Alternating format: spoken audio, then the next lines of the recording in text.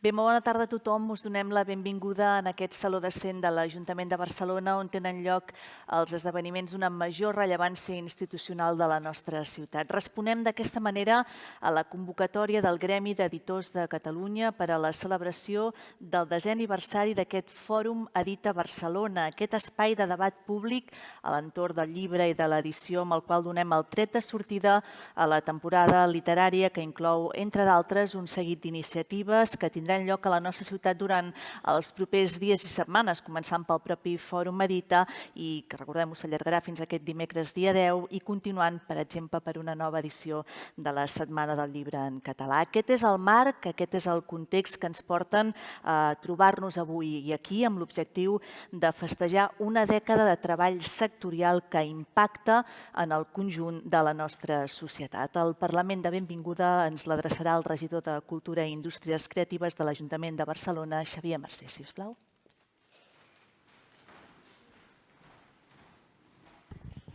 Regidors, regidores, editors, editores, membres tots dels diversos oficis del sector i de la indústria editorial, amics i amigues, benvinguts aquí al Saló de Cent de l'Ajuntament de Barcelona.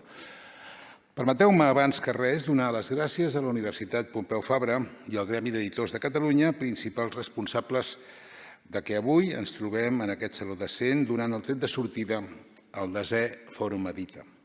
Barcelona acollirà durant 3 dies, des d'avui fins dimecres, diferents trobades d'editors, agents, escriptors, gestors, llibreters, periodistes, tots ells, com nosaltres mateixos, actors interessats per debatre sobre el present i el futur del llibre. El fòrum, que va començar l'any 2016, preocupats en aquells moments per l'emergència teòrica del llibre digital i les conseqüents incerteses que aquest fet podia suposar per l'estabilitat d'una indústria sòlida amb una llarga tradició al país, afortunadament la va superar. El llibre digital i tots els seus derivats s'han convertit en un clar company de viatge i el sector gaudeix d'una extraordinària salut conceptual i econòmica. El nostre present, tot i els ensurts que ens amaga el dia a dia, és, doncs, força estimulant. Com és el lema d'aquesta edició, 10 anys, cada cop es llegeix més. Com podem llegir al programa del Fòrum, una dècada després del nostre naixement, els índexs de lectura han millorat notablement i el món del llibre viu un moment d'optimisme. Hi ha riscos, evidentment, però també noves oportunitats. Parlant de riscos, recupero, si em permeteu, un sofisticat comentari sobre els lectors que vam poder escoltar fa pocs dies. Creo que hay que empezar a superar que haya gente a la que no le gusta leer. Y encima, no sois mejores porque os guste leer.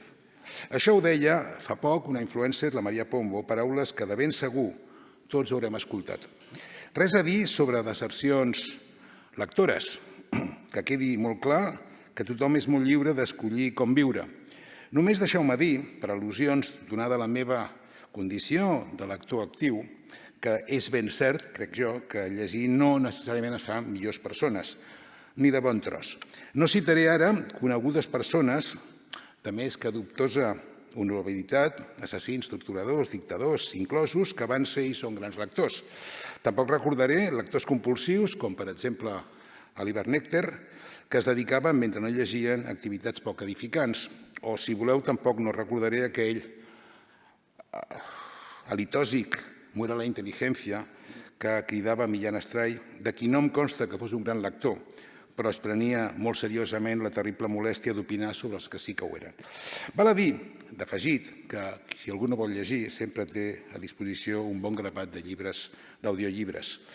Sí que voldria dir, per contra, que viure en un món sense llibres, sense històries, seria molt més trist, més avorrit i, si m'ho permeteu, molt menys sexy. Perquè, com deia un altre Pombo, un Pombo que ens interessa molt més, segurament, l'Álvaro Pombo, leer es comprender, el acto de leer es entretenimiento, leer y comprender es vivir.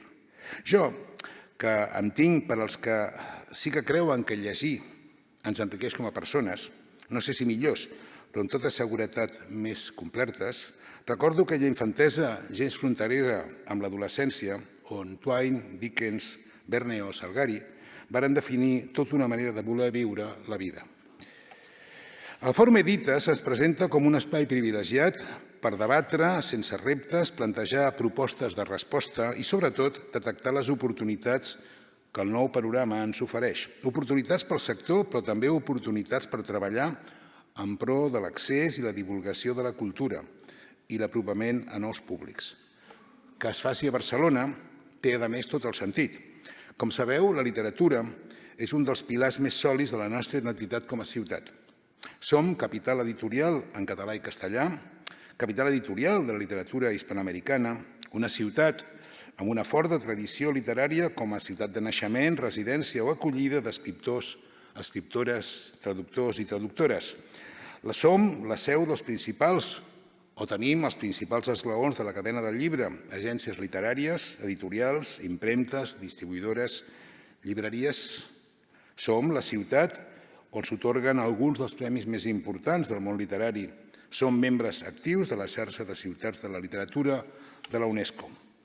La 10a edició d'aquest fòrum és el pòrtic a un esdeveniment, a més, que ens fa molta il·lusió com a ciutat. Ja ho sabeu, Barcelona serà la propera ciutat convidada a la Fira del Llibre de Guadalajara.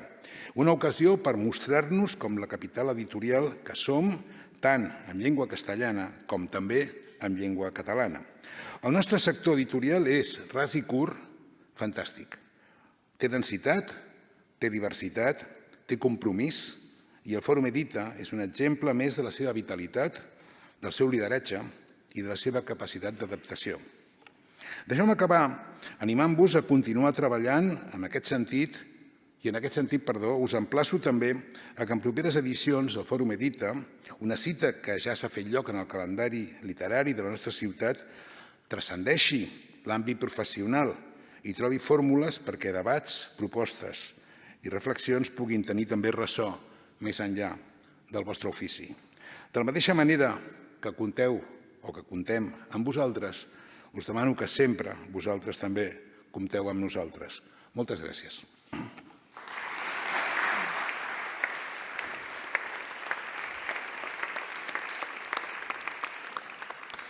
Moltes gràcies, regidor. Petició recollida, també posant en valor aquesta idea de Barcelona, capital literària i molt més aquest any. Com sabeu, en aquests 10 anys de trajectòria del Fòrum Edita Barcelona ha estat clau no només la col·laboració público-privada, que ho ha estat, esclar que sí, sinó també el treball intens i sostingut entre tots els agents que conformen la cadena de valor associada al sector del llibre. Això és també l'àmbit universitari i molt singularment, ho dèiem abans, la Universitat Pompeu Fabra, que articula aquest màster en edició que actualment és una referència tant nacional com internacional. Escoltem en aquest sentit la rectora de la Universitat Pompeu Fabra, Laia de Nadal.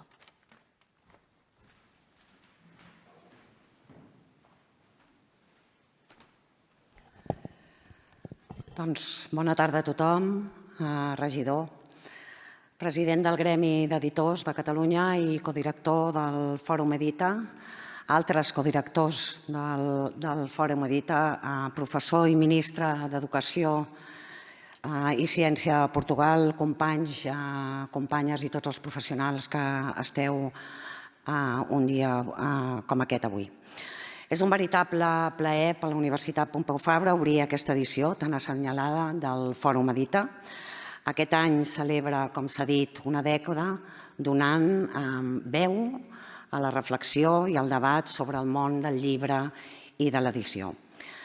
Fa 10 anys que el Fòrum va començar aquest recorregut amb l'esperança de revitalitzar o de vitalitzar un sector que realment va estar sacsejat per la crisi del 2010 i avui les dades que tenim, les dades ens donen motius per somriure i continuar treballant amb empenta i amb il·lusió. Segons l'últim baròmetre d'hàbits de lectura i compra de llibres a Espanya, per primer cop més del 65% de la població llegeix en el seu temps lliure, aquesta població que sí que vol llegir, i m'encoratja també especialment dir que més del 75% dels joves entre 14 i 24 anys també ho fan. Com deia Víctor Català o Caterina Albert, una pàgina t'obre sempre una finestra a un món inesperat. I veient els números d'avui, sembla que moltes finestres s'estan obrint per arreu. Paral·lelament, el sector editorial viu en un moment d'optimisme clar. S'acaba de dir, el 2024 s'ha superat la barrera dels 3.000 milions d'euros de facturació, recuperant així els nivells que teníem abans de la crisi. El motor d'aquest impuls, de fet, ha estat el creixement sòlid en els nombres d'exemplars venuts i mantenint, que sempre és important, sempre que es pot, el preu de cada exemplar. Una mostra que jo crec que, en conclusió, vol dir que la lectura segueix sent present, segueix sent valorada i és capaç de congregar els lectors de totes les edats. Crec que aquestes són bones notícies i ens han d'animar a fer front als molts reptes que tenim, que teniu per al davant. Òbviament, la irrupció de la intel·ligència artificial, però també el paper renovat de les agències literàries o el futur de les llibreries són qüestions que de ben segur necessiten i mereixen del vostre enginy, del debat i de l'experiència al llarg dels 2 pròxims dies del fòrum. Permeteu-me també, com a rectora de la Pompeu Fabra, felicitar el màster d'edició de la UPF-BCM. Aquest any arriba, de fet, als 30 anys de trajectòria i ja s'ha dit també, com a reconeixement, també està invitat a la Fira Internacional del Llibre de Guadalajara. És un orgull per tota la comunitat, no només per professors, també per estudiants, per al personal de gestió i sobretot pels professionals del món del llibre que han contribuït i segueixen contribuint a fer d'aquest màster un motor de formació de talent i de coneixement. No vull acabar sense agrair a totes les persones, entitats i administracions que han fet possible aquests 10 anys del Fòrum Edita. El vostre compromís ha estat i és fonamental perquè aquest espai de diàleg segueixi viu i projecti la nostra cultura, també la ciutat de Barcelona, arreu. La universitat que avui represento fa seu i viu el compromís de generar i compartir, sobretot també compartir el coneixement i de formar nous professionals per tal d'enfortir la cultura com a eix transversal de la nostra societat. I ara sí, acabo amb una reflexió de l'escriptora Ada Castells, que diu que són les paraules que deixem per escriure les que poden canviar el demà. Per tant, que aquest fòrum sigui l'espai per a aquestes paraules encara per escriure, per somnis i per projectes que ens ajudin a fer créixer encara més el món del llibre. Moltíssimes gràcies i molt bon fòrum a tothom. Gràcies.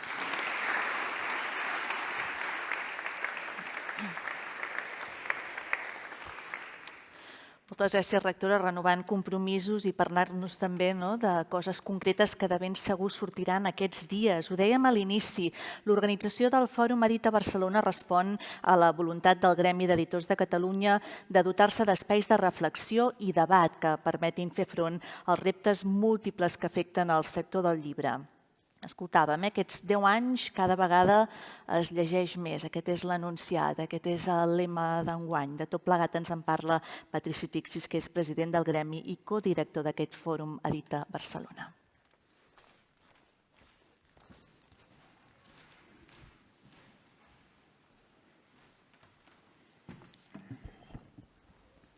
Bona tarda a tots. Benvolgut regidor, autoritats, rectora, representants del sector editorial, col·legues, amics.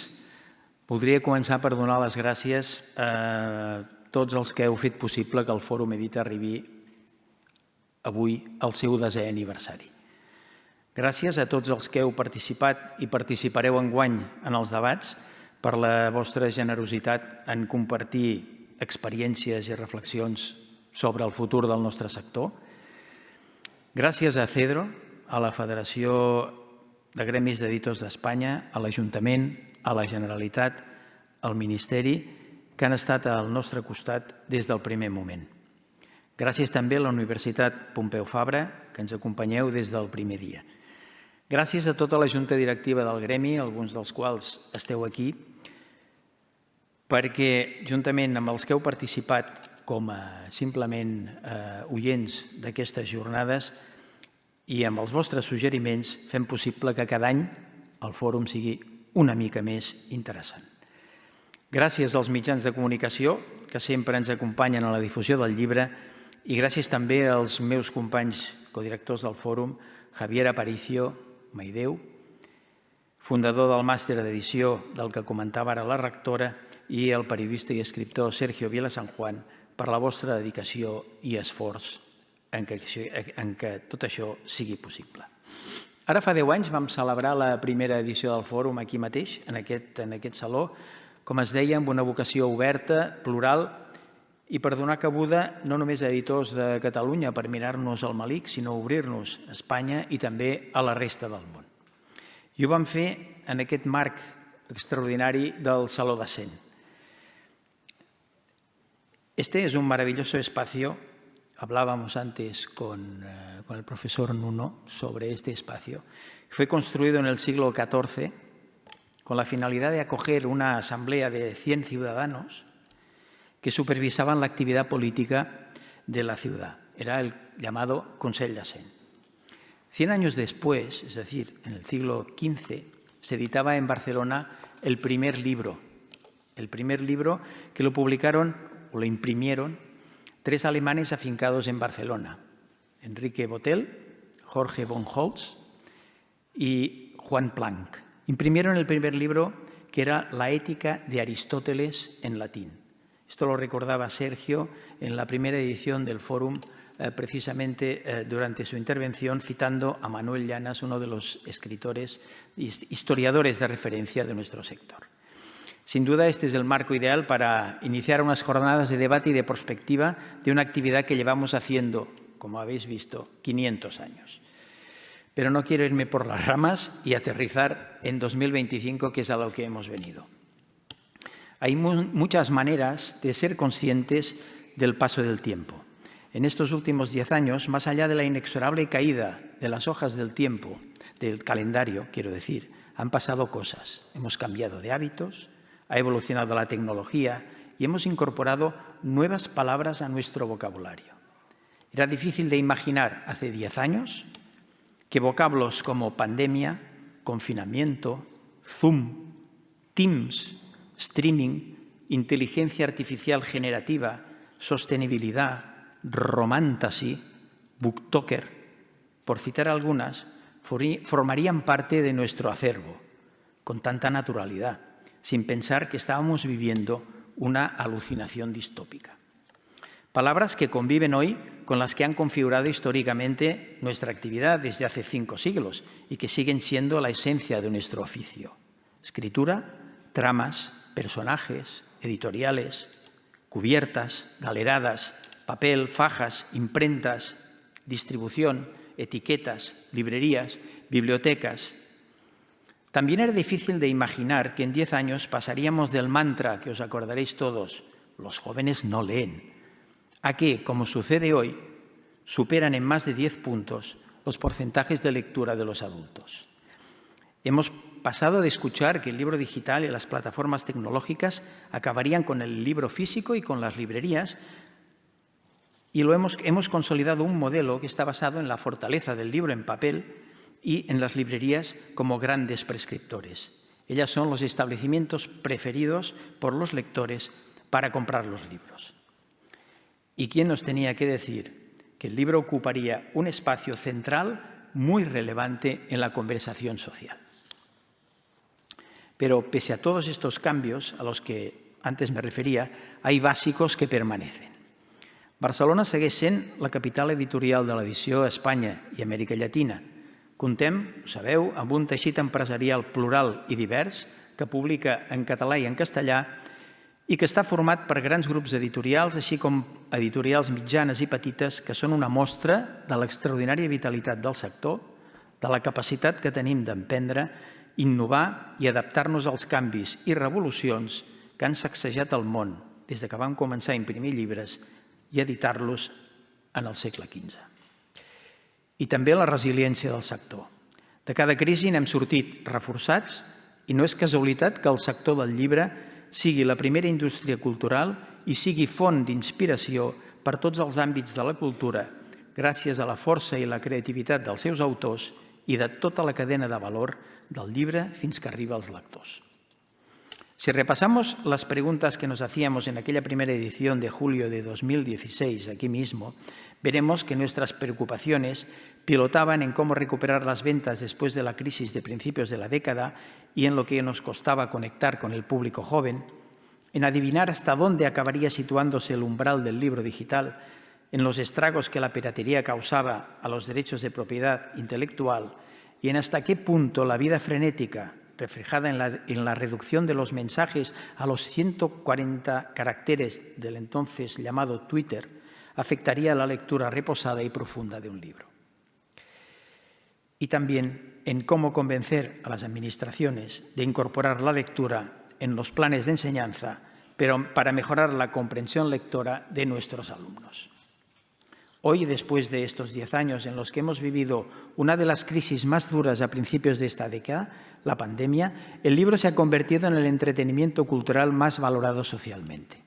Se lee más que nunca, están naciendo nuevas editoriales y librerías y hemos incorporado la tecnología para que trabaje a nuestro favor, permitiéndonos entender mejor las necesidades de los lectores y gestionar con mayor eficiencia. Hoy, el lector puede encontrar el libro que quiera, cuando quiera, donde quiera y en el formato que desee. Los cambios del entorno nunca nos han asustado porque hemos sabido alimentar a través de los libros la necesidad humana de aprender, de comprender lo que sucede a su alrededor, de ofrecer respuestas a las infinitas preguntas que uno pueda plantearse y de permitir a los lectores vivir otras vidas a través de la lectura. La curiosidad humana es una de las fuerzas más poderosas de transformación de nuestra historia y los libros son y seguirán siendo el mejor compañero en este viaje. El Foro Medita se ha consolidado como un espacio de reflexión que nos permite comprender el presente e imaginar el futuro. Por esta razón, no solamente hablaremos de la industria editorial y de su cadena de valor, sino también del valor de los libros a lo largo de la historia, del gran atractivo que representan para el desarrollo personal y profesional de las personas, de la voracidad de las plataformas digitales por apropiarse de los derechos de propiedad intelectual para alimentar la mal llamada inteligencia artificial y de la respuesta ante esta agresión. Hablaremos de datos y estadísticas de España, Europa y América Latina, que son los ojos para ver la realidad. También hablaremos de los retos que se nos plantean en los próximos años desde distintas visiones, la de los grandes grupos, la de los grupos medianos y pequeños, para ganar nuevos lectores, y también hablaremos de la falta de sensibilidad de los planes educativos que marginan cada día más la enseñanza de las humanidades. El vínculo entre educación y lectura es clave y va a ser cada vez más importante en un mundo tan complejo como el que se está configurando. Y esa es la razón por la que hemos querido empezar con una conferencia inaugural de una personalidad como Nuno Crato, matemático que fue ministro de Educación y Cultura de Portugal entre 2011 y 2015 y que consiguió que su país subiera 44 puntos en los test de educación PISA. Gràcies, Nuno, por tu presència. Reitero les gràcies a tots i especialment a l'equip dirigit per en Pep Lafarga, secretari general del Gremi, i el també periodista i escriptor Toni Iturbe, que és un extraordinari conductor de les jornades, ens ho ha demostrat des del primer dia del Fòrum Medita i demà passat ho comprovareu. En nom de la Junta Directiva del Gremi d'Editors de Catalunya us desitgem que les jornades siguin inspiradores i que es converteixin en un bon preludi d'una tardor intensa que comença ja amb la Setmana del Llibre en català a partir del 19 de setembre i amb la presència de Barcelona com a ciutat convidada a la Fira del Llibre de Guadalajara al novembre. Bona tarda, benvinguts i escoltem el Nuno Crato, que és el que hem vingut a fer. Gràcies.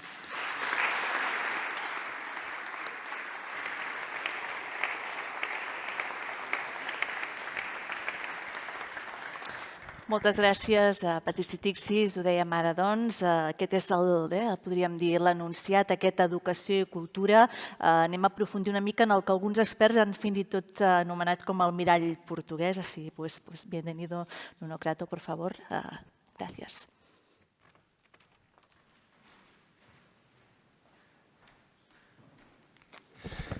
Señoras y señores, excelentísimo presidente Patrici Tixis, excelentísimo codirector Sergio Vila San Juan, excelentísimo concejal Javier Marcé, excelentísima rectora, excelentísimos invitados. En primer lugar, aplaudo esta iniciativa y debo decirles que es para mí un gran honor haber sido invitado a pronunciar esta charla inaugural. Educación y lectura en este lugar histórico y en este importante evento. Muchas gracias a los organizadores y promotores. La semana pasada estuviera dando una conferencia en el Congreso de Editores y Libreros de Portugal, también un privilegio. Pero veo estos eventos como una señal de la preocupación por el abandono de la lectura por parte de muchos. En Portugal hay un renacimiento del interés por la lectura entre los adultos jóvenes, pero ese interés no se extiende a otros grupos de edad. Es una preocupación para los creadores, editores y libreros, pero sobre todo es una preocupación por el futuro del país. Un país donde no se lee o se lee poco es un país menos culto, menos preparado, menos conocedor, menos creativo, con un lenguaje más pobre y menos capacidad de diálogo. La lectura, la buena lectura, enriquece el lenguaje y proporciona un vocabulario más rico y una estructura gramatical más culta, más precisa, más diversificada. Es decir, quien lee más puede pensar mejor. Pero hay más. Quien lee más tiene más respeto por los demás. Viaje en su lectura por otros países, otras costumbres, otras sociedades, otras ideas. Se vuelve potencialmente más dialogante y más democrático. Y ser democrático no significa idolatrar el extraño, promover la barbarie y venerar el error ajeno. Tampoco significa repudiar nuestra cultura. Significa conocer, respetar, no callar y aprender a distinguir. Todo eso lo sabemos bien, por eso estamos aquí. ¿Qué puedo aportar yo, que soy un matemático aplicado, aficionado a la lectura y la escrita, con inmenso respeto por la literatura y las lenguas ibéricas y con gran interés por el desarrollo de los jóvenes, su lectura y su cultura? Lo poco que puedo decir lo diré en mi deficiente castellano. Y os aseguro que mi catalán es aún peor. Mucho peor. Permítanme comenzar con algunos datos estadísticos, datos que son las malas noticias, porque también hay buenas noticias. En nuestra península, el porcentaje de alumnos de 15 años que no alcanza el nivel mínimo de rendimiento en lectura es, según la última encuesta PISA de 2022, de alrededor de 24%, un punto menos en Portugal. Este porcentaje se ha agravado en la última década. 6 puntos percentuales en España, 4 puntos en Portugal. ¿Qué significa esto? Simplemente significa que en nuestras escuelas, alrededor de una cuarta parte de los jóvenes de 15 años tienen dificultades extremas para leer, hasta el punto de no pueden entender mensajes de textos sencillos. Pueden leer los avisos de una estación de tren, pero tendrán dificultades para comprender las instrucciones de funcionamiento de una máquina. Haciendo un paralelismo con la literatura, no estamos hablando de la dificultad de leer un poema de Lope de Vega, ni siquiera los primeros párrafos de Don Quijote. Estamos hablando de la dificultad de leer algunos párrafos de El Camino de Delibes o del Cuaderno Gris de Pla. Si nos fijamos en el informe PIRLS, otra encuesta internacional centrada en la literatura de los jóvenes de cuarto curso, vemos que el porcentaje de alumnos que no alcanzan los niveles mínimos era, según los últimos datos, de 24%. Portugal obtuvo un resultado similar, después de haber sido mucho mejor en 2011. Sin embargo, curiosamente, este problema no aparece en las portadas de los periódicos ni en los titulares de los telediarios. Se pasa por alto, como si fuera el resultado inevitable de los tiempos modernos, de los teléfonos móviles, de las pantallas. Se pasa por alto como si el problema estuviera en otra parte, no en nosotros. Y se piensa, tenemos que desarrollar programas de lectura, horas de lectura en las librerías. Tenemos que despertar el gusto por la lectura. Tenemos que ofrecer libros a los jóvenes. Tenemos que llevar los autores a los lugares donde los jóvenes pasan sus tiempos libres. Todo esto es importante, todo esto es loable, pero no ha sido suficiente. Entonces se piensa en soluciones aparentemente eficaces, pero en realidad equivocadas. Se piensa que para los más jóvenes el problema está en motivarlos con ilustraciones y palabras sencillas. Bueno, esto puede ser útil en cierta fase, pero hay que pasar a palabras más complejas y abandonar lo que los psicólogos educativos clasifican como detalles distractivos. Los libros con muchas ilustraciones se convierten, a partir de un cierto punto, en un obstáculo para el aprendizaje de la lectura. Los jóvenes deben concentrarse en las palabras, en la fluidez, la decodificación y el significado. A veces también se piensa que la solución está en proporcionar a los jóvenes textos aplicados, textos de la vida real, ya que eso los entusiasmaría al ver la relación con su vida o la utilidad práctica de lo que ven. Es una visión un poco limitada. En Portugal, una asociación de educadores recomendó que los jóvenes leyeran en clase recetas médicas y reglamentos de concursos televisivos. Decían que así los jóvenes se entusiasmarían, ya que se trataría de la realidad y no de la ficción. Recetas médicas y reglamentos de concursos televisivos. Imagínate. Para que los jóvenes se entusiasmen con la lectura, es necesario que lean bien, sin esfuerzo y con fluidez, que comprendan lo que leen y que tengan ganas de comprender más. Como decía Joseph Pla en su obra El infinitamente pequeño, solo cuando se sabe algo se siente la necesidad de saber más. Cuando no se sabe nada, la curiosidad desaparece. Palabras sabias. Por lo tanto, debemos enseñar a los jóvenes a leer y a leer bien, para que sepan y que tengan curiosidad por saber más. Si estamos fallando, tal vez necesitemos ofrecer más libros a los jóvenes, tal vez necesitemos tener más sesiones de lectura en las librerías. O bien, y si logramos atraerlos y mantenerlos en sesiones de lectura durante unas decenas de horas, mejor aún, cientos de horas, ¿qué tal 1000 horas? 1000 horas. Es una ironía, por supuesto, pero es una retórica destinada a destacar un hecho importante. Hay un lugar donde nuestros jóvenes pasan no 10, ni 100, ni 1000 horas. Ese lugar es la escuela. En nuestras sociedades, con la escolaridad obligatoria existente, cada uno de nuestros jóvenes, a lo largo de los años, pasa más de 10.000 horas en la escuela. 10.000 horas. Desde que ingresa en ella hasta que cumple con todas las condiciones legales. 10.000. 10.000 horas y estamos fallando con una parte importante de la población, una parte importante de los jóvenes, un cuarto, casi un cuarto de los jóvenes. Mi conclusión es clara. Con todo el resto que se hace y que se hace bien, hay una preocupación central. Esa preocupación es la escuela. Debemos centrarnos en la escuela y exigir que forme bien a nuestros jóvenes, que les enseñe a leer con fluidez, que los entrene para leer con comprensión y espíritu crítico. 10.000 horas debían ser suficientes, pero para muchos no son. Si no exagero, casi una cuarta parte de nuestros jóvenes en cuarto curso, como revela el estudio internacional PIRLS, lee con dificultad, con tanta dificultad que no puede comprender textos elementales.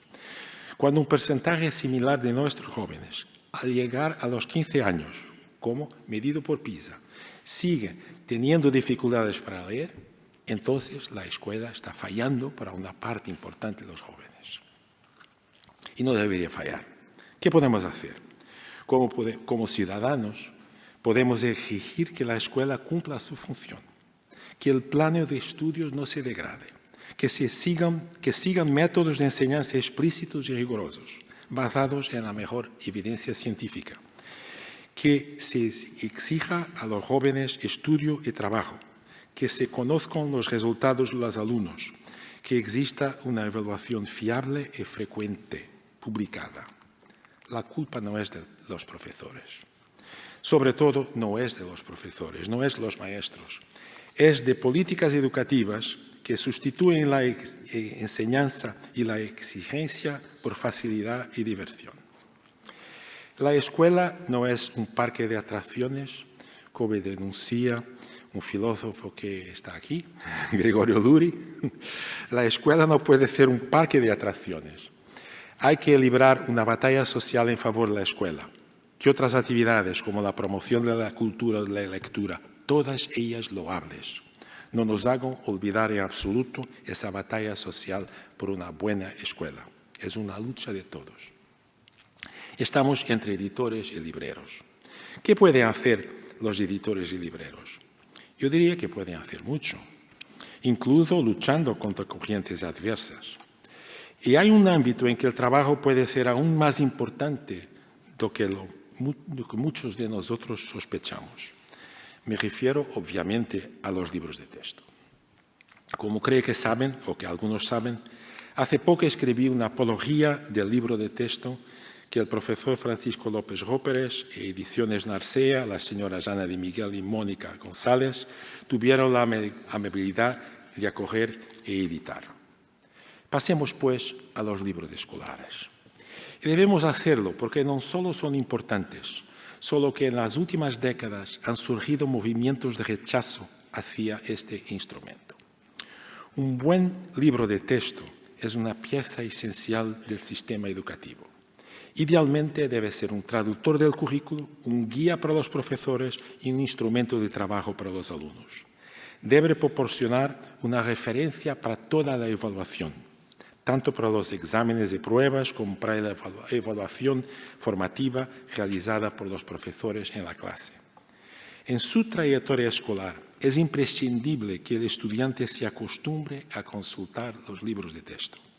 Forma parte de su preparación aprender a leerlos y a utilizarlos para aclarar dudas y buscar nuevos desarrollos. Se puede mismo argumentar, como dice el estudioso inglés William Marsden, que los libros de texto deben considerarse una introducción al mundo de la lectura inteligente. Leer un libro de texto implica detenerse, pensar, volver atrás, revisar lo que se ha leído y verificar lo que se ha entendido.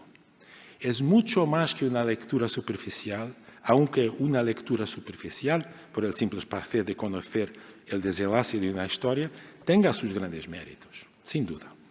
Pero leer un libro de texto es un ejercicio intenso para nuestra mente. Esto es cierto en todas las áreas, tanto en ciencias como humanidades. En ciencias, un estudiante de matemáticas, biología, economía u otras áreas técnicas sale de la escuela, perdónenme la crudeza de las palabras, semi-analfabeto, si pasa todos sus estudios sin haber leído nunca un manual de referencia. Perdonen mis palabras. No habrá adquirido la experiencia de leer de forma autónoma un texto largo y complejo, que es una destreza que solo se adquiere con la práctica. Leer no es tan fácil como escuchar o ver, pero es más productivo aprender leyendo que aprender escuchando sin leer después. Esos estudiantes salen también semi-analfabetos, una vez más perdón por las palabras, porque nunca han pasado por la experiencia de buscar un resultado, de seguir por sí mismos un argumento en diálogo con el libro, de buscar referencias y aclaraciones, de aclarar el significado de las anotaciones, de buscar referencias complementarias. Por extraño que parezca, hay alumnos que no saben utilizar los índices remisivos ni buscar una referencia bibliográfica. A veces no saben distinguir la referencia de un libro de la de un artículo de una revista científica. En el aprendizaje de las ciencias, evitar el estudio sistemático que proporciona un libro de texto conduce a la memorización dispersa de hechos, definiciones, categorías y procedimientos sin comprender la lógica de los conceptos. Yo repito, evitar el estudio sistemático que proporciona un libro de texto conduce a la memorización dispersa. Es decir, la falta de buenos libros de texto o la falta de lectura de buenos libros de texto puede ser un factor importante en el desánimo y el aburrimiento de los estudiantes. En literatura, esta práctica es igualmente grave. Un alumno que no lee y trata de memorizar el resumen de un libro acaba desperdiciando una oportunidad de entrar en contacto con la verdadera literatura. Los libritos, folletos de apoyo, referencias a la Internet pueden ser útiles para identificar y comprender las ideas de una novela o de un poema, para situar la obra en su época e identificar las referencias, pero no sustituyen la lectura de la obra. Leer estos instrumentos auxiliares e intentar memorizarlos es tedioso y representa una oportunidad perdida. Los resúmenes son resúmenes. Un buen libro de texto tiene características que lo convierten en algo más que una lista de conocimientos. Es lo más autosuficiente posible. Contiene las definiciones esenciales y las referencias que permiten profundizar en los temas, y las referencias que lo permiten profundizar están presentes en la bibliografía. Los créditos están debidamente atribuidos. La secuencia de los términos es clara y la numeración y otras referencias están bien establecidas. Esto es un buen libro de texto. Además, suele haber un buen índice remisivo que permite buscar rápidamente los temas esenciales. Y hay buenas preguntas, buenos ejercicios que permiten verificar la asimilación de la materia, practicarla y profundizarla.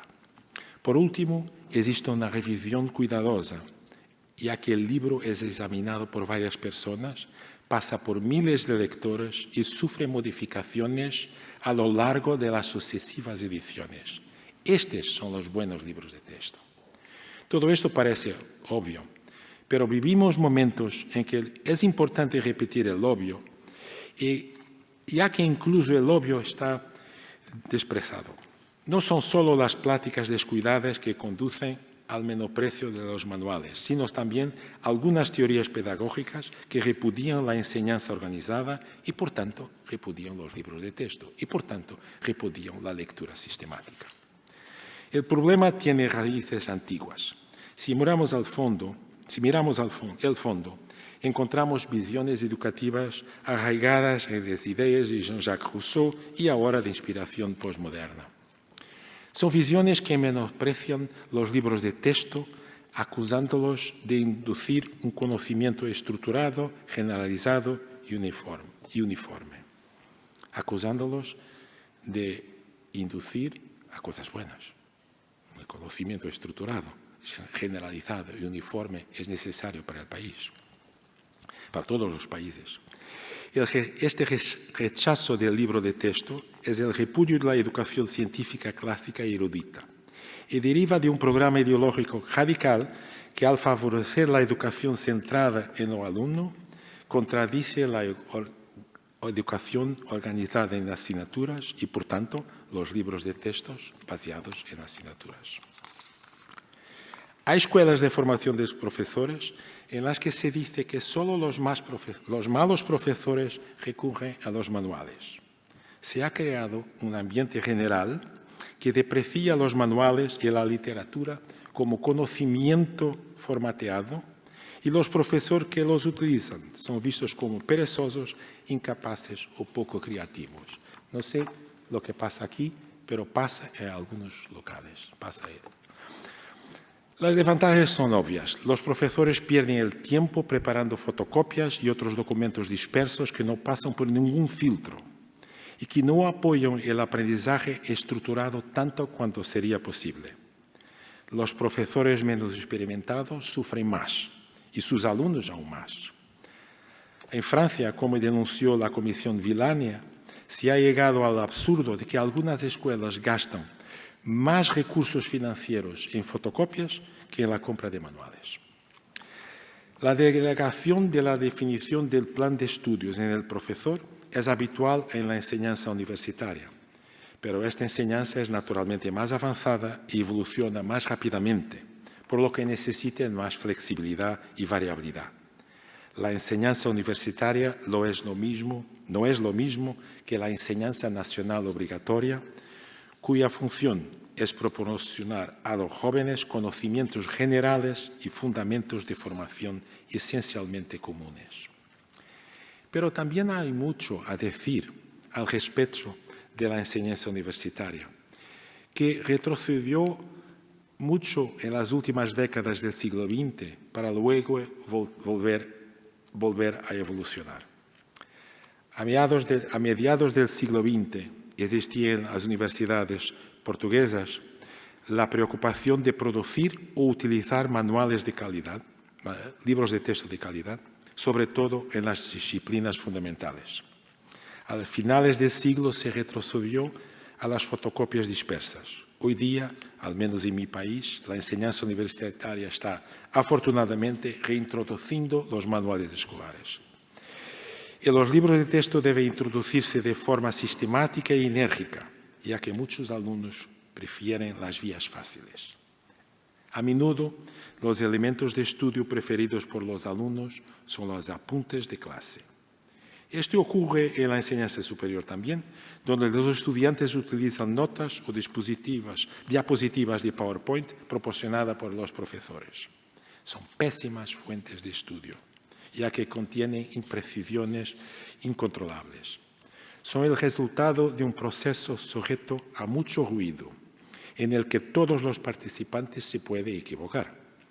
Con más frecuencia de la que me gustaría, o la que gustaría a todos nosotros, el profesor anuncia X y escribe Y cuando estaba pensando en Z. El alumno escribe W cuando ha oído X. Más tarde, cuando va a leer sus apresurados apuntes, lee V donde había intentado escribir W. Con las fotocopias de libros, apuntes y artículos no ocurre exactamente lo mismo, pero sigue existiendo graves deficiencias. Sigue habiendo muchas omisiones. Y lo que es aún más grave, la sabiduría que contiene viene del cielo. Es así porque es así. No hay argumentos. Quien quiere explorar mejor algún tema o confirmar alguna afirmación, rara vez tiene alguna indicación a la que recurrir. No suele haber referencias, no hay bibliografía. Incluso cuando las hojas reúnen fotocopias de buenos libros, no hay índices correctamente organizados, ni referencias bibliográficas, ni una cadena global de ideas. Con esos materiales, el alumno se acostumbra a estudiar temas dispersos y a memorizar técnicas sin comprender sus unidades. Recuerdo la extraordinaria frase de Marston: los libros de texto constituyen una iniciación al mundo de la lectura inteligente. Hay que decirlo, un buen libro de texto es una pieza esencial de la escuela que sirve a profesores, alumnos y familiares. También sirve como referencia futura. Está o debería estar presente a lo largo de toda la escolaridad, e incluso después. Si los libros de texto no están bien hechos y no se utilizan bien, estamos perdiendo un instrumento fundamental para promover la lectura y el esfuerzo por convertir a todos en buenos lectores. Hagamos a nosotros mismos algunas preguntas sencillas. Empecemos por nosotros, autores y editores. ¿Ponemos todo nuestro cuidado en los libros que escribimos y publicamos? Espero que sí. En estas obras ponemos en primer lugar el objetivo de ayudar a los alumnos a aprender los temas centrales del plan de estudios o pensamos simplemente en despertar su interés con hechos curiosos e ilustraciones divertidas. Nos preocupamos por presentar nuevos datos y construir interpretaciones de teorías según una progresión lógica de conocimientos o nos preocupa más incluir imágenes atractivas y pequeñas historias intrigantes. Introducimos momentos frecuentes de verificación para los alumnos, preguntas, ejercicios, sugerencias de actividad. Y nosotros, profesores, ¿elegimos cuidadosamente los libros de texto que recomendamos? ¿Seguimos de forma coherente la secuencia de las materias, la anotación y las referencias del libro adoptado? ¿Indicamos a los alumnos lecturas y ejercicios del libro de texto o utilizamos otros? ¿Abrimos con frecuencia el libro de texto en nuestras clases? Por último, nosotros padres y madres, ¿animamos a los jóvenes a abrir sus libros y comprobamos hasta dónde han llegado? ¿Hacemos comentarios y preguntas basados en los libros de texto o lo hacemos con apoyo en otros materiales? Cuando los jóvenes nos piden ayuda, utilizamos solo nuestra cabeza, los métodos que hemos aprendido, las lecturas que nos gustan o abrimos los libros de los jóvenes y tratamos de respetarlos. Pensemos. Para terminar, señoras y señores, con una nota positiva, creo que mejoramos mucho, pero hay mucho todavía a hacer para la educación de los jóvenes. Cuando casi un cuarto de los jóvenes que están en la escuela, primero en cuarto curso, después de 15 años, tiene dificultades extremas de leer, algo no está bien. Podemos mejorarlo, es una lucha de todos. Para terminar, señoras y señores, agradezco la amable invitación y el honor que me han concedido. Sin duda, no he profundizado tanto el tema como les hubiera gustado, pero creo que al menos he aportado algunas sugerencias prácticas y útiles para la educación y las lecturas de nuestros jóvenes. El debate que siga a continuación será sin duda enriquecedor. Muchas gracias.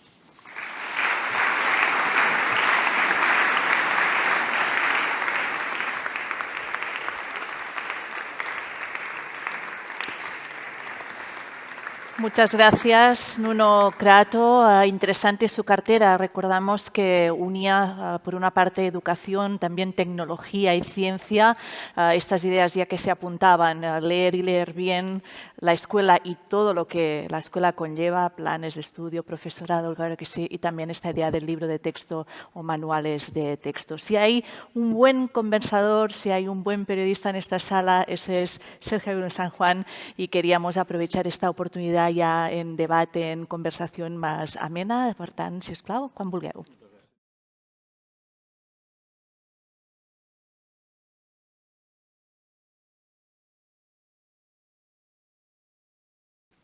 Bona tarda, regidors, amigues, amics del món del llibre.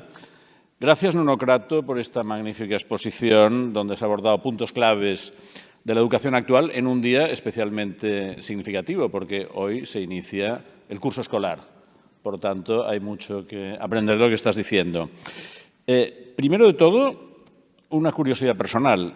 ¿Qué siente un pedagogo o investigador que no es un político profesional cuando le ofrecen, como se hizo contigo, el Ministerio de Educación de su país? ¿Qué sé? Aprensión. Quiere decir, para mí fue una sorpresa. Solo acepté porque hace muchos años que había discutido, hablado, escrito sobre problemas de educación y pensé que era una obligación que yo tenía de intentar hacer lo mejor que podía.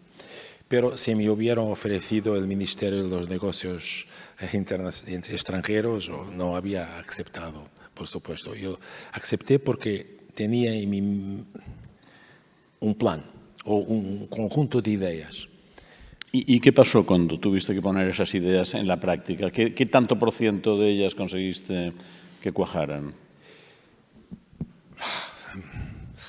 70%. No está mal, ¿no? No está mal, pero muchas fueron revertidas después. Entonces, ¿Cuántas han quedado entonces? 30%. No sé, es difícil decirlo en porcentaje. Siempre hay la duda de hasta qué punto la política puede conseguir objetivos en un campo tan delicado y tan, digamos, largo en el tiempo como es la educación. En tu caso parece que efectivamente los índices subieron positivamente muy rápido y aunque luego de alguna forma algunas cosas fueron revertidas, como dices, se ha considerado que fue una gestión de mucho éxito. ¿Qué es lo mejor y lo peor que han dicho de tu paso por el Ministerio de Educación portuguesa? Lo peor fue que fui el ministro peor de todos. Lo mejor fue que fui el mejor de todos. Déjame reflexionar un poco sobre ese problema, porque a veces se dice, es muy habitual, se dice, educación todo toma tiempo, todo necesita de tiempo. Es verdad y no es totalmente verdad. Para Portugal en especial, en Portugal desde el año 2002 más o menos hasta 2015, que todos los ministros, todos los partidos, todos los gobiernos tenían esta idea. Es necesario mejorar la educación, es necesario construir un currículo más exigente, es necesario hacer mejor evaluación de los jóvenes, es necesario seguir lo que pasa, todos. Hasta 2015. Después de 2015 la situación se invirtió para el contrario. Y si miras los gráficos vemos que hasta 2015 todo subió y después de 2015 no son buenas noticias. Pero hay temas en la educación que necesitan mucho tiempo. Por ejemplo, la formación de maestros es una cosa que necesita si tú cambias la formación de maestros, hasta que los resultados se ven en la escuela, son 10 años, 15 años, es mucho tiempo. Pero hay cosas que cambias y de un día al otro todo cambia. Por ejemplo, la evaluación.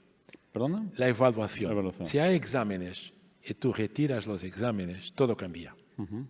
Los niños, los maestros, los profesores, toda la gente respira fondo y trabaja de una manera diferente. Si tú introduces exámenes, el día siguiente toda la gente está preocupada. Y es necesario haber algún cuidado, pero alguna preocupación es buena. ¿Y tú qué hiciste con los exámenes? Y lo reforcé, los exámenes. El efecto fue inmediato, el día siguiente. El día siguiente las personas decían, hay que estudiar más, hay que mejorar los libros de texto, hay que prepararnos mejor. Todos, los padres, los niños, los profesores, todos. Nosotros todos somos humanos. Si te dicen, tú imagínate con 18 años y quieres tener la carta de conducción, se dice así aquí. Carnet de conducir. Sí. Carnet de conducir, quieres hacerlo y te dice, no necesitas de examen. Inmediatamente vas a conducir. Sales y atropellas a... Sales y atropellas a alguien. Si te dice, no es necesario un examen, te preparas para el examen. No sé, no quiero decir de tu caso particular, pero, pero es así, nosotros todos somos humanos. Entonces, alguna presión es necesaria para la escuela. Alguna presión, sin exageración, es buena para la escuela. Bueno, de ti se ha dicho que reintroduciste el rigor en la enseñanza portuguesa. Más rigor. ¿Qué quiere decir rigor? Quiere decir un currículo más bien estructurado, más exigente, más progresivo, más claro para los maestros, para los niños, para todos.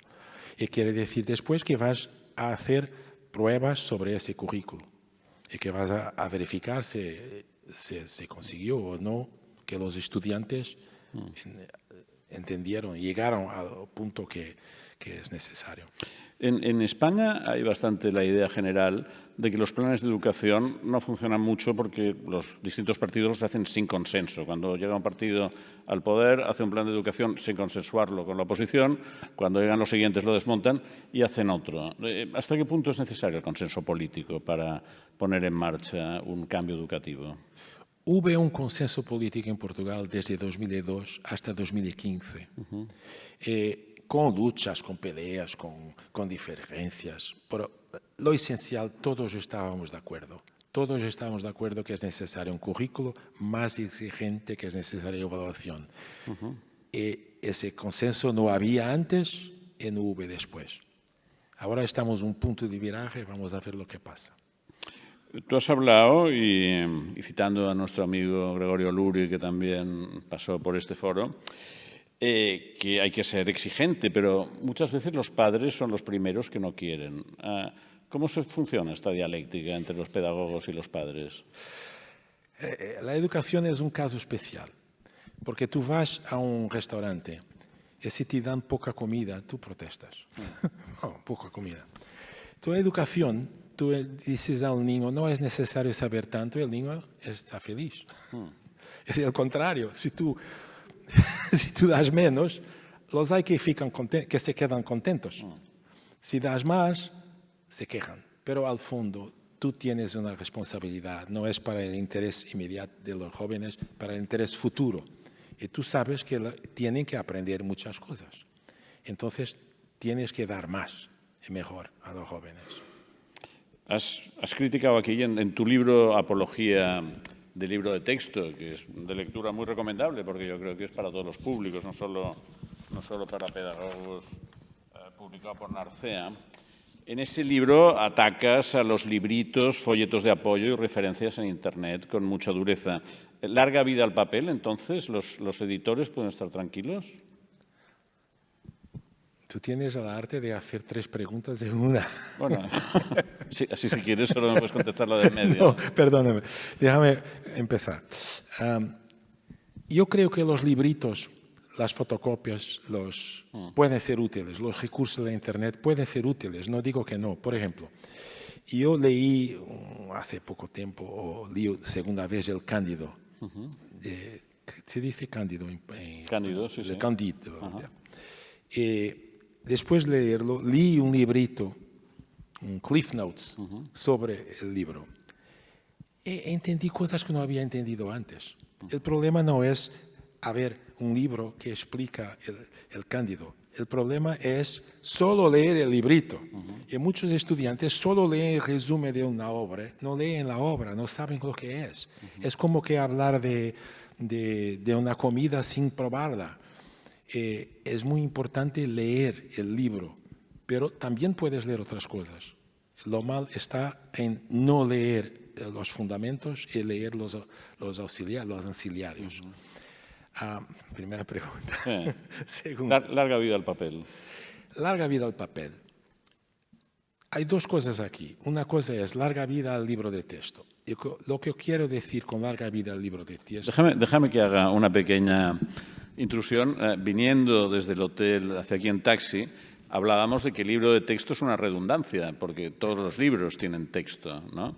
Entonces, quizá tendríamos que desencallar esta redundancia buscando un término más preciso, ¿no? Pero bueno, de momento es lo que tenemos. Larga vida al papel, volvamos a esto. Larga vida. Libros de texto es la origen es protestante. Libro de texto es la escritura. Entonces, libro de texto significa libro del conocimiento. Y por eso en España se dice libro de texto, en otros países se dice libro de texto, en Portugal se dice manuales, en Francia se dice manual, depende de los países, Inglaterra, libro, textbooks, depende. Pero larga vida al papel, sí y no, quiere decir, lo que es importante, lo más importante para mí, no es si el libro de texto está en papel, si está digital. Lo más importante es que tenga una estructura, que tú puedas leer el libro de texto y aprender no cosas dispersas, pero una estructura de pensamiento que esté basada en hechos, pero basada también en teorías y que es necesario que tenga una lógica. Eso es lo más importante. Después, papel o electrónico o digital. Yo diría que la investigación que existe dice que para estudiar es mejor el papel, para leer una novela es más o menos indiferente. Pero lo que acontece hoy día es que hay libros de texto en papel y digitales y hay recursos digitales además los de papel. Y las 2 cosas se complementan. Yo creo que vamos a caminar para eso, para ver libros de texto en papel con lo esencial y después recursos en la Internet. Un libro de texto no puede tener un vídeo, los vídeos pueden ser importantes para entender una batalla, para entender un problema de la geografía, para entender una figura geométrica difícil de dibujar en dos dimensiones, y para eso los digitales pueden ver la figura geométrica en 3 dimensiones. Eso es bueno. Entonces, la complementariedad creo que es lo mejor. Ahora, decir eso no es decir mucho, porque ¿dónde están unos? ¿Dónde están otros? Por ejemplo, para los profesores de matemática que están aquí, no sé si muchos, pero yo cuando estaba dibujando cosas en 3 dimensiones en el cuadro, a hacer lo que es un punto sella. Es muy difícil, porque es un punto que es un máximo de un visto de aquí, es un mínimo visto de allá. Yo intentaba dibujar el cuadro, porque ahora es mucho más sencillo, porque hay vídeos que lo tienen, que ven de varias dimensiones, el estudiante se proyecta el vídeo, inmediatamente, la derivada parcial es así, la derivada direccional es así. Hay cosas que lo digital es extraordinariamente útil, pero el papel también es útil para leer con atención, como yo cité 2 veces. Un buen libro de texto es una introducción al mundo de la lectura inteligente. Para leer con calma, pensar, volver atrás, el papel es mejor. ¿Móviles en clase, sí o no? No. Yo tengo 4 hijos, ahora ya son mayores, pero me acuerdo de los septiembres de hace 10 o 15 años que eran estremecedores por lo mucho que me gastaba en libros de texto. ¿El Estado o las comunidades autónomas tienen que ayudar a financiarlos o tienen que pagar los padres? ¿Qué tipo de arreglo hay que llegar con este asunto, si es que hay que llegar a alguno? Es una polémica grande. Yo diría, lo que depende de la situación. No puedo decir una receta general. Porque si tú tienes un país muy rico, tú vas a ofrecer a los libros de texto a los que necesitan de los libros de texto y no ofreces a otros. Es un poco o sea, vas a pedir la declaración de la renta. Sí, se puede hacer. En general, yo pienso que los libros de texto deben ser ofrecidos a los que necesitan. Pero si tienes un país verdaderamente rico, puedes ofrecerlos a todos. Yo creo que depende de la situación. ¿Y en Portugal cómo se hace? En Portugal ahora se ofrece a todos. Y antiguamente, cuando yo estaba en el gobierno y otras personas, antes lo que se hacía era, había un subsidio con la declaración de renta para pagar los libros a los que necesitaban. ¿Por qué el libro de texto no está presente en los ambientes culturales? No es un tema del que se hable. O sea, el mundo intelectual parece que lo deja ahí aparcado como algo en lo que no vale la pena meterse y lo deja en manos de los pedagogos, que es gente muy respetable, pero es raro que los filósofos, los historiadores, los novelistas aborden este tema en las continuas polémicas que hay. No sé. No sé, verdaderamente, perdón, no es un chiste, no es una broma, no sé. ¿Estás de acuerdo? ¿Qué pasa? Estoy de acuerdo, sí, estoy de acuerdo, porque los libros de texto son parte esencial de nuestra cultura, todos aquí. Todos aquí. Si yo pregunto, ¿todos aquí leyeron Camões, el poeta portugués? La mitad puede ser un poco, pero libros de texto, todos. Entonces, ¿por qué no lo discutimos más? No sé, verdaderamente, porque, no sé, deberíamos discutirlos más, porque son importantes para la educación de los jóvenes. Yo tengo libros de texto que todavía tengo en casa y que voy a leer partes para consultar cosas. Están un poco anticuados. Atrotinados. En tu libro destacas algo que no llega muy bien a entender qué es el método Singapur. ¿Qué hacen en Singapur que no hagamos en España y Portugal? Tiene una enseñanza de las matemáticas que es muy sistemática, muy organizada, muy paso a paso. Las matemáticas. Las matemáticas para los jóvenes. Lo método Singapur es sobre todo conocido hasta el 8º curso, 9º curso. Es así. Muy sistemático, repetición, preguntas, desarrollo, otra vez volver atrás, solidificar las cosas paso a paso. Por eso de Singapur son los mejores del mundo en matemáticas, en lectura, creo que son los segundos mejores, en ciencias y también en creatividad. Porque esa es una cosa que mucha gente no lo sabe, porque hasta 2023, cuando hablábamos de Singapur, decíamos todos, Singapur sí son muy buenos en matemáticas, pero son asiáticos, son muy trabajadores, pero les falta la creatividad. Hasta que en 2022 el PISA, por la primera vez, hizo un test de creatividad a los jóvenes de todo el mundo. Sobre test de creatividad, como dan una parte de un diálogo de ficción y dicen ahora escribe la respuesta o escribe un párrafo de continuación de la ficción y cosas así. ¿Y cuál fue el primer país de todos? Singapur. Singapur. Porque la creatividad depende del conocimiento en general. La creatividad no surge no somos creativos. Nosotros somos creativos cuando conocemos mucho. No es solo conocer, pero es necesario conocer mucho. Lo mismo para los creativos, para los pintores, casi todos los pintores, estamos hablando de genios, casi todos los pintores miraron otros, vieron muchos cuadros, mucha obra de arte antes de desarrollar su creatividad. ¿Tú qué lecturas recomendabas a tus hijos cuando tenían 12 años? Muchas lecturas. Harry Potter. Harry Potter. Harry Potter, que fue extraordinario porque Harry Potter está muy bien escrito. Muy bien escrito. La historia está muy bien construida. Recomendaba también algunos escritos portugueses, de contos, sobre todo cuentos, pequeñas novelas, contos. Pero Harry Potter creo que es una buena cosa. ¿Y en qué momento empezaron a leer clásicos?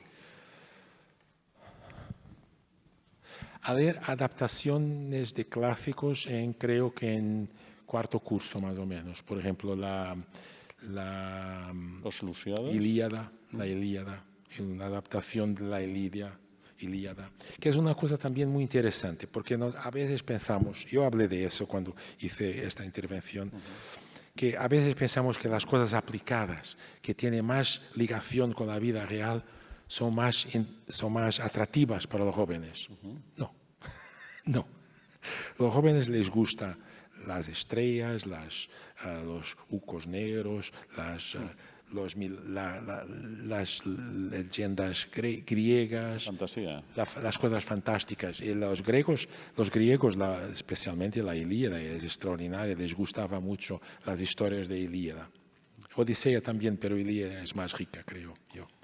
Tú, en tu libro el libro de texto, recomiendas escribir con mucha claridad, ser muy estructural, pero si damos literatura, damos todo lo contrario, damos ambigüedad, damos visiones, digamos, no claras del mundo. ¿Cómo combinas estas dos facetas de la lectura? ¿Queremos claridad o queremos complejidad? Hay un físico que no me recuerdo el nombre que decía así. Nosotros en física intentamos explicar con las palabras más sencillas los conceptos más complejos. Los poetas hacen exactamente el contrario. Los conceptos más cotidianos explicarlos de forma más ambigua. No sé contestar, pero yo creo que son dos cosas diferentes. La ambigüedad es útil cuando estamos leyendo, porque la ambigüedad en poesía, en ficción, la ambigüedad es parte de lumbre que existe por lo que se está leyendo. Pero si tú estás aprendiendo una cosa, tú necesitas la claridad, necesitas cosas sencillas para rápidamente llegar al concepto. Creo que no son dos cosas completamente distintas. Y también hay poetas que escriben de una manera muy sencilla, también hay romancistas y escritores que escriben de una manera muy sencilla. Pero en poesía, en literatura, la ambigüedad es bienvenida, pero en libros de texto no. Confieso que era una pregunta un poco con trampa. Y ya para acabar, nos has dado un listado de sugerencias a los editores, pero si pudieras sintetizarlos en una sola, ¿cuál sería? Consejo a los editores aquí presentes. ¿De libros de texto o en general? De libros en general. Que publiquen mucho. que publiquen mucho, que publiquen muy variado, que tengan mucho cuidado con las traducciones, porque hay traducciones que a veces no están lo mejor posible, y que intentan de diversificar las cosas, porque hay escritores tan buenos en Chile, en Japón, en tantos países. Es bueno que conozcamos todos esos. No sé más qué consejos puedo dar. Y mucho cuidado con los libros de texto, mucha atención a los libros de texto, que sean muy bien revisados, que pasen por muchos cribos, porque tú cuando estás preparando un libro de texto, estás preparando un libro con son miles y miles de niños que van a leer, y los errores de los libros se van a repercutir por muchos estudiantes. Muy bien, vamos a dejar aquí la conversación, invitándoles a todos ustedes a estar mañana a las 9:30 en la sala de actos del Barcelona School of Management, donde Javier Aparicio dará el disparo de salida de las jornadas propiamente dichas, y agradecer a Nuno Crato esta incitación a la buena elaboración del libro de texto y también a su lectura. Muchas gracias a todos ustedes. Muchas gracias.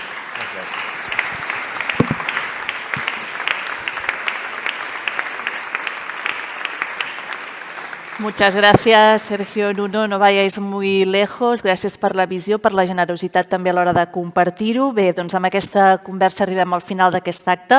Un parell de coses per acabar.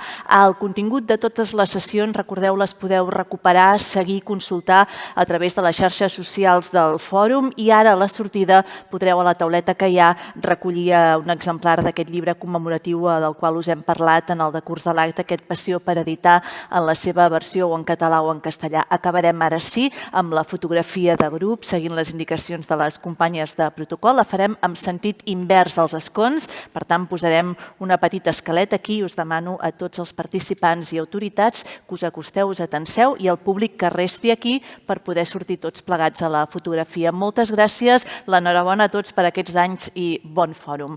Ens hi posem, si us plau, la fotografia. Podeu anar cap aquí. Gràcies.